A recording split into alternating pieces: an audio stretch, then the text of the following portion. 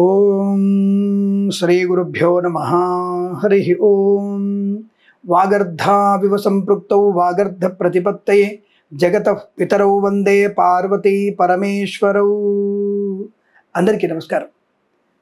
కొంతమందికి కొన్ని విషయాల్లో ధర్మ సూక్ష్మాలు తెలుసుకోవాలని తపన చాలా ఉంటుంది. అటువంటి వారికి మరొకసారి అభినందన తెలియజేసుకుంటూ తప్పకుండా మన ఛానల్ని సబ్స్క్రైబ్ చేయండి, లైక్ చేయండి, షేర్ చేయండి.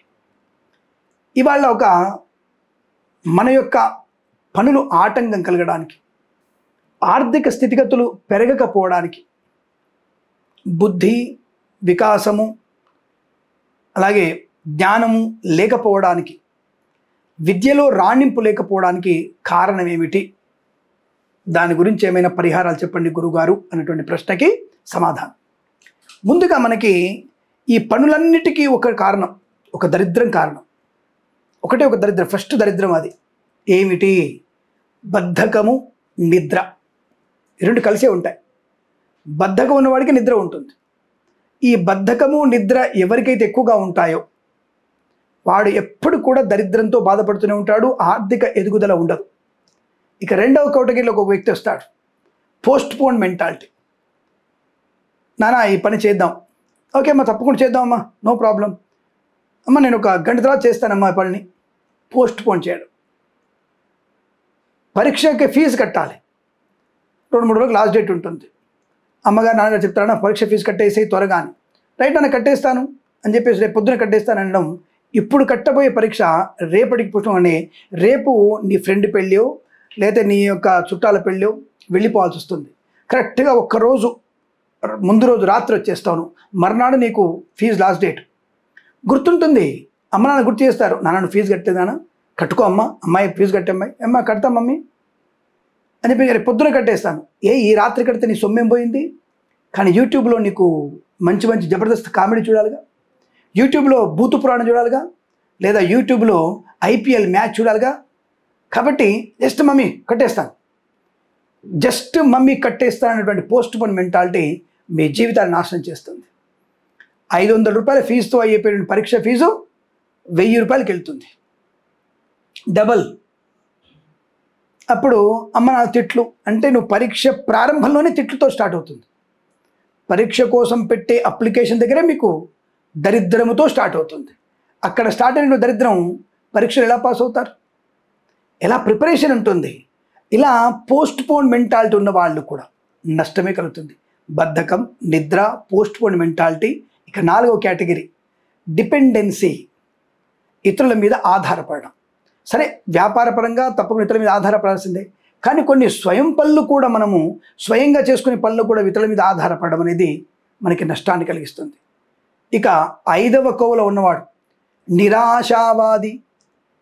నాకే పని రాదండి, ఎంత కష్టపడుతున్నానండి, ఐఎమ్ ఎక్సలెంట్ ఇన్ ఇంగ్లీష్, నా కమ్యూనికేషన్ స్కిల్స్ సూపర్ ఉన్నాయండి, నేను ఇంటర్వ్యూలో బెస్ట్గా ఉన్నానండి. నువ్వు బెస్ట్గా ఉంటే వాడు ఎందుకు తీసుకోడు? నువ్వు వాడు రోస్ట్ వాడేమన్నా, నువ్వు బెస్ట్గా ఉన్నా సరైనటువంటి దానికి సింక్ అవ్వట్లా. నేను ఏ ఉద్యోగం కోసం తీసుకోవాలో ఆ ఉద్యోగం నువ్వు సింక్ అవ్వట్లా. అలా సింక్ అయ్యేట్టుగా నువ్వు ప్రవర్తించగలగాలి. నీ way of talking, way of behaviour, body language అన్నీ కూడా అలా ఉండాలి. అంటే నిరాశావాది, నీ ముఖంలోనే నిరాశ. ఇది వస్తుందో రాదో, ఇది చేస్తానో చేయనో, ఈ పని నాకు అవుతుందో కాదో, ఈ టెండర్ నాకు వస్తుందో రాదో, సంశయాత్మకమైనటువంటి స్థితి కూడా మీకు నిరుపేదగా ఉండడానికి కారణమవుతోంది. ఇక ఇంకో కేటగిరీ సాధించాలన్న తపన లేకపోవడం. వస్తే వస్తుంది, లేదా లేదు, గోలిమార్ యార్, నాకెందుకు, ఇది కాకపోతే ఇంకోటి, అయితే అంబర్పేట కాకపోతే అమీర్పేట అన్నటువంటి స్థితి కూడా మీకు నష్టాన్ని కలిగిస్తుంది. ఒక దృఢ సంకల్పం అనేది ఖచ్చితంగా ఉండాలి. ఆ దృఢ సంకల్పం లేని వాళ్ళు కూడా నిరుపేదలుగా, నిర్దయగా, జ్ఞానము లేని వాళ్ళుగా, భయస్థులుగా, అనారోగ్య స్థితిలోనూ ఉండే అవకాశం ఉంటుంది. అదే పేదరికం అంటే. కాబట్టి మీరు పేదరికంలో ఉండడానికి కారణాలు ఇవే. రెండవది, మన చుట్టూ పరిసరాలు, తాగావా, గ్లాస్ అక్కడే పెట్టావా, ఈగలు వాళ్తున్నాయా, దానికి దోమలు పడుతున్నాయా మనకు అనవసరం. ఇంట్లో సిగరెట్టు, ఇంట్లో మద్యపానం, ఇంట్లో మనకి ఎక్కడ దగ్గర సామాన్లు పెట్టడం, ఎక్కడ చిందరవందర పరిస్థితి, ముఖము కానీ శరీరం కానీ నీట్గా లేకపోవడం, ఇది దరిద్రానికి కారణం. ఇక ఇంటి విషయంలో ఒక తులసి మొక్క ఉండదు, ఒక మారేడు మొక్క ఉండదు, చెట్లకు నీళ్లు పోసే అవకాశం లేదు, ఇంటి పరిశుభ్రత అంతకన్నా లేదు. దీనివల్ల మీకు ఇంటికి దరిద్రం పట్టే అవకాశం. ఇవన్నీ కూడా మనకి పేదరికంలో మగ్గేయడానికి అవకాశం ఉంటుంది, జ్ఞానాన్ని మందగమనం చేసేటువంటి అవకాశం ఉంటుంది, బుద్ధి విచక్షణ జ్ఞానాన్ని కోల్పోయేట్టుగా చేస్తుంది. కాబట్టి ఈ అలవాట్లు, ఈ యొక్క ఇంటి పరిసరాలు, మన యొక్క బుద్ధి చాంచల్యము, అధికమైనటువంటి కోపము, ఇవన్నీ కూడా మనకి అనేక రకాల పేదరికంలో మగ్గడానికి కారణమవుతాయి. కాబట్టి ఎక్కడ మీకు లోపం ఉందో మీరు దాన్ని సరి చేసుకుంటూ వెళ్ళండి. విజయం మీ ముంగిట నిలబడుతుంది, మీ పాదాల ముందు విజయం నిలబడుతుంది, ఇందులో సందేహం లేదు. ధనవంతులు అవడానికి మంచి మార్గాలు ఇవన్నీ. అద్భుతమైనటువంటి ధనవంతులుగా మారడానికి, విద్యావంతులుగా అవడానికి, కుటుంబ సఖ్యత పొందడానికి, ఐశ్వర్యం పొందడానికి పనికొచ్చేవి ఇవన్నీ కూడా. ఈ చెప్పినన్నిటి కూడా వదిలేయండి, ఒక్కొక్కటిగా వదిలేసేయండి. అద్భుతం. ఇక ఆఖరిలో ఒకటి ఉంది, నిరంతరం భగవన్నామస్మరణ. భగవద్గీతను ఎవరైతే చదువుతూ ఉంటారో రోజు, మీ ఉద్యోగానికి మీ వృత్తికి భగవద్గీతను అడాప్ట్ చేసుకుంటారో వారికన్నా గొప్ప ఐశ్వర్యవంతులు ఉంటారు. అద్భుతమైన ఐశ్వర్యం, ధనంలో కానీ, సువర్ణంలో కానీ, భూమిలో కానీ, మనకి గృహాలలో కానీ అద్భుతం. 10 ఎకరాల పొలం రావచ్చు, 4 ఇళ్ళు కట్టవచ్చు, మంచి గౌరవాన్ని పొందుకోవచ్చు, మంచి ఆరోగ్యాన్ని పొందుకోవచ్చు, ఐశ్వర్యాన్ని పొందుకోవచ్చు, కొన్ని వందల మందికి, వేల మందికి అన్నం పెట్టగలిగే ఫ్యాక్టరీని పెట్టవచ్చు. కాబట్టి ఇవన్నీ కూడా మీరు చేయగలిగితే శుభకర ఆనంద యోగాలు ఉంటాయి, మీ వెంటే ఉంటాయి.